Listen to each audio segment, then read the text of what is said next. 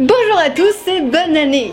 Alors je sais, c'est la première fois que je vous dis bonjour en 4 ans, mais écoutez, faut une première fois à tout, hein. Alors je vous fais cette petite vidéo complètement à l'arrache et c'est assez improvisé en fait, mais il y a eu une sorte de petite actualité qui m'a assez interpellée et je me suis dit que ça pourrait être utile que d'en parler et d'y revenir en vidéo. Il y a de cela quelques jours, Squeezie a sorti une vidéo qui s'intitule Ces théories vous feront transpirer majuscule, qui rentre dans le cadre de sa série sur les théories un petit peu loufoques et bizarres, et donc il a ça sur sa chaîne si j'ai bien compris. Dans cette vidéo, il fait une sorte de résumé d'informations étranges et intrigantes au sujet des pyramides de Gizeh, et en particulier de la pyramide de Khéops, et il laisse entendre son engouement au sujet de ces informations qui sont, faut l'admettre, carrément incroyables. Sauf que ce qui n'est pas mentionné dans cette vidéo, c'est que Squeezie a trouvé ces informations dans un docu-fiction qui s'appelle La révélation des pyramides.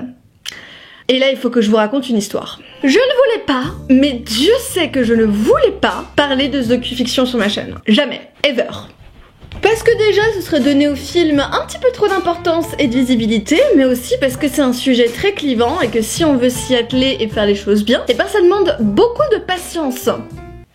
Que je n'ai pas. Ce documentaire et moi, on a une sorte de relation très particulière, lui et moi, depuis 4 ans, puisqu'il me pourrit la vie. Alors pas littéralement, hein, je suis pas du tout en train de dire qu'il est en train de me foutre des coups de tatane à chaque fois que je me réveille, hein, mais l'idée c'est qu'il est très problématique pour moi et je vais vous expliquer pourquoi. À chaque fois que je vais dans un lieu de sociabilisation où je peux rencontrer des gens nouveaux, donc typiquement à une soirée, dans un bar, à un meeting sur les renards masqués, eh bien il se produit une sorte de malédiction hyper étrange, puisque obligatoirement il va y en avoir un ou plusieurs, c'est la petite folie, qui vont venir me voir pour me dire « Tu travailles dans la vulgarisation archéologique, mais alors, les pyramides, entre toi et moi ?»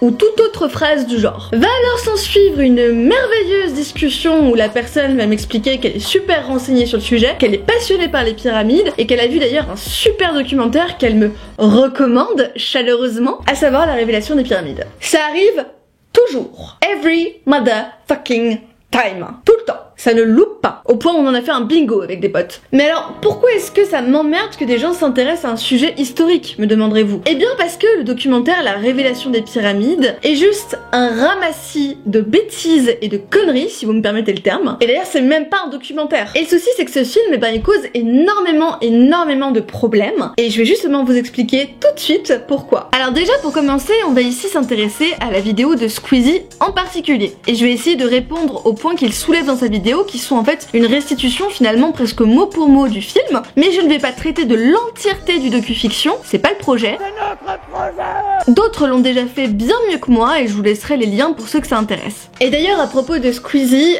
cette vidéo c'est pas du tout un clash ou un drama, hein. Je suis pas du tout en train d'engueuler Lucas, le pauvre, il était pas au courant parce que c'est vrai que tout dans ce film est fait pour faire croire au public en cette théorie du complot. Vraiment mon objectif ici c'est de répondre de façon bienveillante et factuel aux différents points qui sont soulevés dans la vidéo de Lucas, puisqu'il le demande lui-même à ce qu'on l'aiguille si éventuellement il y a des erreurs. Et vous savez quoi, si vous voulez me corriger sur certains trucs, ou plutôt apporter des précisions, n'hésitez pas. Pour le coup, il a vraiment donné des informations qui sont complètement fausses, et ça peut être assez problématique, et je suis pas du tout en train de blâmer Lucas, hein, c'est pas de sa faute, mais ça peut être assez dérangeant, et justement, en fin de vidéo, je vous expliquerai pourquoi est-ce qu'à mon sens, la vidéo de Squeezie en particulier est problématique. Donc pour ça, je vais vous laisser éventuellement des timecodes juste ici, juste pour que vous sachiez à peu près où se situe chaque élément de la vidéo, histoire que si vous n'avez pas envie de vous taper l'entièreté de ma vidéo, vous puissiez aller directement au point qui vous intéresse. Donc, allons-y. C'est très mystérieux ce qu'il y a autour des pyramides, on ne sait toujours pas comment elles ont été construites à l'époque, on a des théories, mais on n'a jamais mis en pratique la théorie, c'est-à-dire qu'on pense qu'ils ont fait comme ça, mais on n'a jamais essayé de le faire nous, de la même manière. Alors déjà, juste ici, au tout début de la vidéo, il y a déjà plusieurs choses intéressantes à soulever. Ce n'est pas parce qu'il n'y a pas de consensus scientifique autour de la construction des pyramides, c'est-à-dire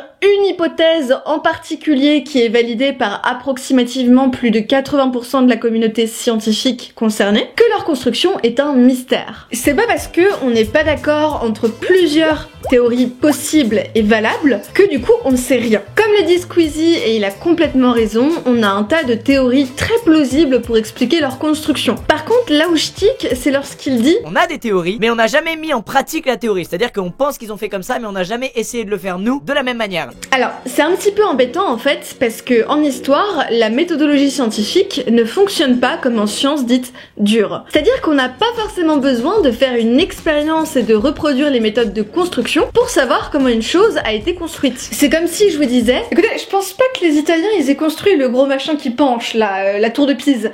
Non, ça me paraît un petit peu étrange cette histoire. En plus, on en a jamais refait. C'est chelou. Bah non.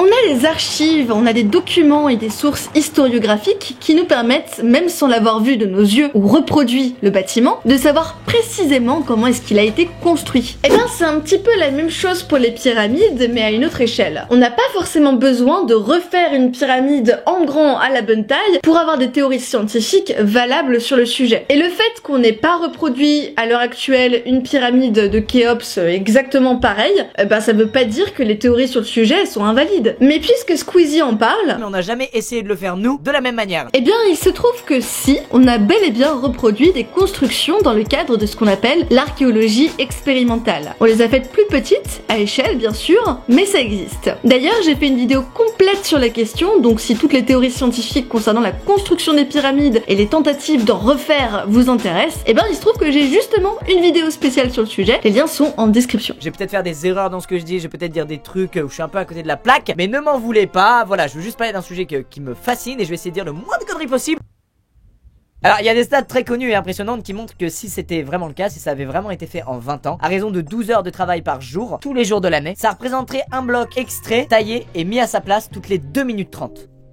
Ouais, c'est sûr que dit comme ça sonne super giga incroyable. Et d'ailleurs, c'est l'objectif des réalisateurs du film. Sauf que, on estime qu'il y avait en moyenne 20 000 à 80 000 ouvriers pour la construction de la pyramide. Mister Sam, dont je vous recommande la chaîne et le travail au passage, il a fait un autre calcul en prenant justement en compte cette information. En imaginant que 20 000 ouvriers, bon c'est le minimum, on a pris le minimum parce qu'on est sympa, et travaillé sur le chantier à raison de 5 millions de tonnes en 20 ans, ça représente à peu près 34,4 kilos par jour et par ouvrier, soit 5 blocs par an et par ouvrier. Ouais, là c'est sûr que tout de suite ça sonne un petit peu moins extraordinaire, hein, mais c'est un très bon exemple justement parce que ça nous montre comment est-ce que la simple méthode narrative peut rendre une information basique très sensationnelle. Ici l'impression que ça donne c'est que chaque bloc était taillé, ajusté et placé sur la pyramide en 2 minutes 30, ce qui est impossible, hein, on est d'accord. Sauf que en fait c'est pas le cas, on n'a pas produit chaque bloc un à un comme ça à la chaîne toutes les 2 minutes 30 en attendant sagement que le premier soit terminé. Et c'est emmerdant ça, parce que c'est de la manipulation en fait de la part du documentaire. C'est prendre les gens pour des cons. Alors quand on vous rabâche en période de troubles politiques, faites attention, on peut faire dire n'importe quoi aux chiffres. Mais voyez, là vous en avez un exemple concret. Et ils sont pas allés les chercher autour de la pyramide, ils sont allés les chercher dans des cavernes de granit à des centaines de kilomètres au sud de la pyramide. C'est-à-dire qu'ils allaient extraire les pierres là-bas et qu'ils les transportaient sur plusieurs centaines de kilomètres. Et ils ne connaissaient pas la roue. Alors c'est vrai, c'est super impressionnant parce que à cette époque-là, ils connaissaient pas la roue. Mais eh bien, ils connaissaient la navigation. Et spoiler, ils étaient putain de méga doué dans tout ce qui est construction navale. Et le chemin présenté dans le film et par Squeezie nous montre quoi? Sans le dire bien sûr, hein, parce que sinon c'est pas impressionnant. Le Nil! Et oui! Le Nil! Donc, si je résume, le film vous fait croire que les Égyptiens ont traîné des blocs à la force de leurs petits bras sur le désert sur autant de kilomètres, alors qu'en vérité, ils les ont très probablement mis sur des bateaux et puis transportés ainsi. Mais c'est pas tout! Le film vous fait croire que tous les blocs ont été transportés ainsi. Sauf qu'en fait, les blocs ramenés de cette carrière à 900 km, ils sont que 130 sur les approximativement 2 millions utilisés. Il n'y en a que 130, c'est tout. Donc si je résume, 130 blocs sur approximativement 2 millions ont été acheminés depuis le sud de l'Égypte par bateau afin de construire les pièces les plus importantes de la pyramide. C'est un petit peu moins sexy dit comme ça. Et surtout, une fois arrivé vers la pyramide, construire un chemin pour amener les pierres en haut de cette dernière. Les chemins permettant d'acheminer les pierres vers le haut de la pyramide se seraient affaissés peu à peu à cause du poids des pierres, et donc il aurait fallu les reconstruire pas mal de fois. Mais tellement de fois sur 20 ans que ça aurait demandé autant d'efforts de construire les chemins que de construire la pyramide. Bon, là-dessus je vais faire assez vite parce que ça demanderait une vidéo en entière pour parler de ce sujet-là. Mais en gros, le film ne parle que d'une seule hypothèse pour expliquer comment est-ce que les blocs ont été acheminés en haut de la pyramide. Une seule. Hypothèse qui en effet semble très peu probable. Je veux dire, l'idée de grosses rampes externes comme ça qu'il faudrait passer son temps à reconstruire, j'admets, ça fait quand même un petit peu gros. Sauf que les réals ne mentionnent absolument pas le fait qu'il existe bien plus de théories bien plus plausibles pour expliquer comment est-ce qu'on a acheminé tous ces blocs. Par exemple, on se rend très bien compte avec le complexe funéraire de Sésostris Ier. Il y a une pyramide inachevée et on peut encore voir 3 rampes en place parce que le chantier il a jamais été terminé. Donc quand on dit on ne sait pas comment est-ce qu'on a construit les pyramides, bah un petit peu quand même.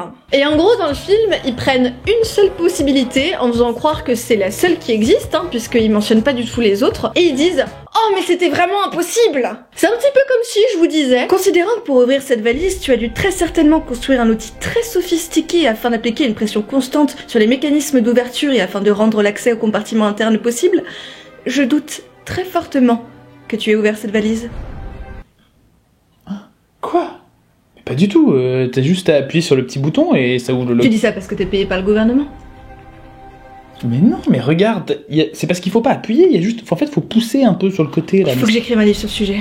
Ah, quoi? Mais t'es complètement con, mais tu vois bien que c'est le petit bouton, là, juste pour l'ouvrir. Oh, mais j'ai des preuves.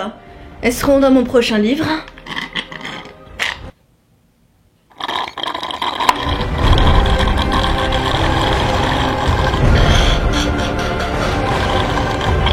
Précision, c'est chirurgical et il n'y a pas de ciment entre les pierres. Pourtant, on ne peut même pas y passer une feuille de papier. Autre point, dans ces fameux lieux qu'il y a autour des pyramides, on trouve des pierres dans lesquelles il y a des coupes vraiment nettes. Qu'on arrive aujourd'hui à faire avec nos outils modernes, donc des scies qui tournent extrêmement vite, qui sont extrêmement solides, etc. On arrive à faire des coupes assez nettes dans des pierres très solides. Mais à l'époque, je le rappelle, ils avaient ça. Comment ont-ils fait pour faire des coupures si nettes dans des roches si denses et surtout dans des quantités pareilles alors qu'ils n'avaient qu'un maillet de pierre et un burin? Alors c'est vrai, les Égyptiens étaient super doués et certaines parties de la pyramide sont super bien ajustées. Vous le sentez venir mon mec. Mais pas toutes. C'est-à-dire que oui, il y a bien des parties dans la pyramide qui sont superbement ajustées. Mais c'est pas le cas de toute la pyramide. Et faire passer l'exception pour la majorité, c'est pas très correct. Concernant la taille de ces pierres, eh bien on sait très bien, et c'est pas du tout un mystère pour le coup, qu'il est possible de découper du granit avec les outils présentés, puisqu'ils utilisaient des pierres de frappe très dures en diorite, du sable pour l'abrasion, etc. Et ce que je vous dis là, ça a été testé par les archéologues. Aujourd'hui on a la preuve justement des outils qu'ils avaient utilisés, par exemple avec l'obélisque inachevé, où on a un bloc de granit qui n'a pas fini d'être taillé. Donc en effet, comme le dit Squeezie, les Égyptiens avaient très certainement plein de techniques qui leur permettaient de fabriquer des coupes très droites. Mais pas que, on sait qu'ils ont fabriqué plein d'autres choses. On peut par exemple parler de l'étude de Denis Stock, alors je vous mets tous les liens en description parce que le livre il est consultable en ligne en plus, où on y apprend que, en utilisant des outils identiques à ceux des anciens égyptiens, à base de bois, de cuivre, de silex, de diorite, l'auteur il a réussi à fabriquer un petit vase en calcaire en 22h30 seulement. Et là du coup je me pose la question, pourquoi est-ce que faire une coupe droite dans une roche, ce serait plus compliqué par exemple que de faire un vase avec des courbes bien proportionnées? Bah pourtant ils y arrivaient à l'époque, et pas seulement à l'époque de l'Égypte antique, si on regarde des statues grecques et romaines, c'est incroyable en précision. Et pour autant, ils utilisaient pas des technologies modernes. Est-ce que ça veut dire que les statues grecques et romaines ont été faites par les aliens ? Je ne crois pas. Donc ils y arrivaient très bien à l'époque, et d'ailleurs on arrive très bien à le reproduire aujourd'hui, et c'est pas parce que nous on n'est pas habitués à fabriquer des vases en calcaire tous les matins que c'est un mystère et que c'est impossible. Surtout que bon, le film il montre un pauvre silex et un burin comme illustration alors qu'il y avait bien plus d'outils en Égypte. Encore une fois, tout ça c'est vraiment dans l'optique de manipuler. Autre chose aussi à propos de ces outils, c'est que la pyramide est orientée presque parfaitement vers le nord, vers le pôle magnétique nord. Mais à l'époque ils avaient pas de compas, ils avaient pas de boussole pour mesurer, pour voir où était le nord, l'ouest, l'est et le sud. Et pourtant elle est décalée que de 5 centièmes de degré par rapport au nord parfait. Pour vous donner un ordre d'idée, l'observatoire de Paris qui a été construit au XVIIe siècle, lui est décalé de 25 centièmes de degré par rapport au nord. Alors qu'on est des milliers d'années plus tard, on n'arrive pas à faire aussi bien qu'eux. C'est ça qui est fou. Alors, je vais la faire très brève parce que on est le 31 décembre, c'est mon seul jour de congé de la semaine et j'ai franchement la flemme. Les Égyptiens n'ont pas construit leur pyramide en direction du pôle magnétique, mais en direction du pôle céleste. L'axe de rotation de la pyramide pointe actuellement vers l'étoile polaire, c'est-à-dire l'étoile la plus brillante de la constellation de la Petite Ourse. Et spoiler, pour ça, eh ben, il suffit de regarder le ciel. Et d'ailleurs, ils sont pas les seuls à l'avoir fait, hein. Plein de civilisations regardaient le ciel et construisaient leurs bâtiments en fonction. En fait, c'était même assez simple à l'époque, puisque selon la scientifique Kate Spence, les bâtisseurs de pyramides auraient fixé leur regard sur deux étoiles qui appartiennent à la petite et à la grande ourse pour aligner leur construction. Donc oui, la pyramide de Khéops est presque parfaitement alignée avec le nord géographique, et c'est franchement badass. Mais à l'époque, eh ben, il y avait deux étoiles qui étaient précisément alignées de part et d'autre du pôle nord, et c'était donc un axe facile à reproduire. Voilà, ça c'était un petit peu l'explication de tous les points factuels soulevés dans la vidéo de Squeezie. Après le reste, c'est plus de la théorie du complot, et pour le coup là je suis pas qualifiée pour vous en parler, hein, puisque ça relève de la croyance, donc je peux pas y répondre factuellement, et je ne suis pas là pour changer vos croyances, vous faites comme vous voulez. En revanche, si la théorie du complot, la pyramide serait une sorte d'horloge astronomique, ça vous intéresse, je vous laisserai en lien dans la description la vidéo de Dari à ce sujet, qui est bien plus complète et qui vous expliquera pourquoi est-ce que cette théorie...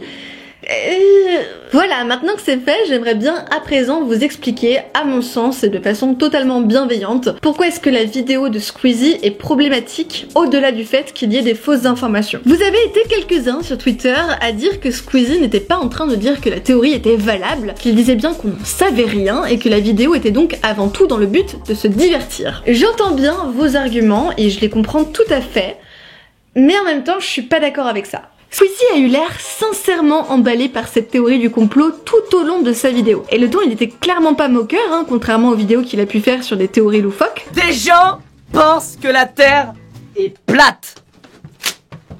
Quelle insulte! D'ailleurs, il le dit lui-même. Autant les gens qui croient à la Terre plate, je trouve ça con, car t'as juste à envoyer un putain de satellite en l'air pour comprendre que c'est faux. Autant là, j'adore. Il dit lui-même qu'il donne du crédit à cette théorie. Ah, et c'est pas pour moi de la théorie du complot, c'est de la théorie tout court. Sans compter qu'il fait aussi passer ce message-là avec tous les... J'ai un peu le sentiment que cette vidéo est différente des autres vidéos de théorie du complot sur sa chaîne, dans le sens où elle aborde pas cette théorie du complot comme telle, mais comme quelque chose de possible. Sauf qu'on l'a vu, tous les arguments, ou presque, sont controversés. Et également le fait qu'ils disent tout le temps « on n'en sait rien donc je peux dire ce que je veux », et ben ça justifie pas toutes les informations fausses données dans la vidéo. Parce qu'en fait, si, on sait. C'est un petit peu maladroit de répéter tout le temps « on ne sait pas ». C'est toujours pas comme, mais on ne sait pas. Peut-être on n'en sait rien, c'est ça qui est bien. Ça, c'est une question à laquelle on ne sait pas répondre. On ne sait pas, on ne sait pas. On peut croire ce qu'on veut et ça, j'adore. Parce qu'en fait, ça sous-entend que les chercheurs n'ont aucune idée de comment est-ce que ça a pu être fait. Sauf que c'est pas le cas.